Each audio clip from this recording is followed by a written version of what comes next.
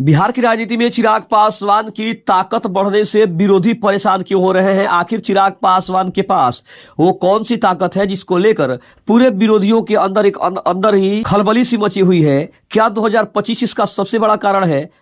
नमस्कार, आप देख रहे हैं आप तक न्यूज। आइए खबर को विस्तार से जानते हैं। उसके पहले चैनल पर नए हैं तो चैनल को सब्सक्राइब करना बिल्कुल ना भूले। बता दें, केंद्रीय मंत्री और लोजपा रामविलास के राष्ट्रीय अध्यक्ष चिराग पासवान 2025 के विधानसभा चुनाव से पहले अपनी पूरी ताकत झोंक रहे हैं और उनकी इन्हीं ताकत की वजह से उनके विरोधी पस्त होते हुए नजर आ रहे हैं।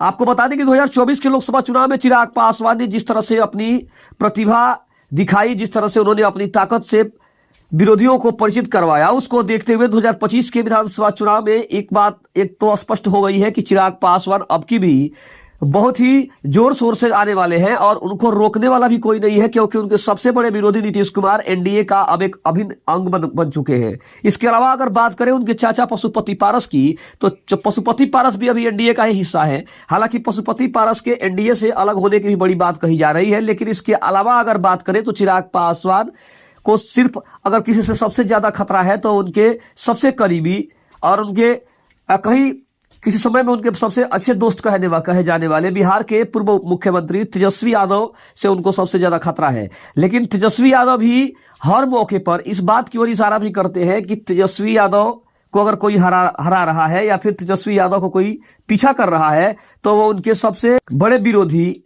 चिराग पासवान ही हो सकते हैं, क्योंकि चिराग पासवान की लोकप्रियता जिस तरह से बढ़ रही है, चिराग पासवान की ताकत जिस तरह से बढ़ रही है और उन्होंने अपना परचम जिस तरह से लहराया है, उसको देखते हुए तेजस्वी यादव को भी सबसे ज्यादा खतरा चिराग पासवान से है। और वहीं अगर चिराग की बात करें तो चिराग को सबसे ज्यादा खतरा बिहार के पूर्व मुख्यमंत्री तेजस्वी यादव से है।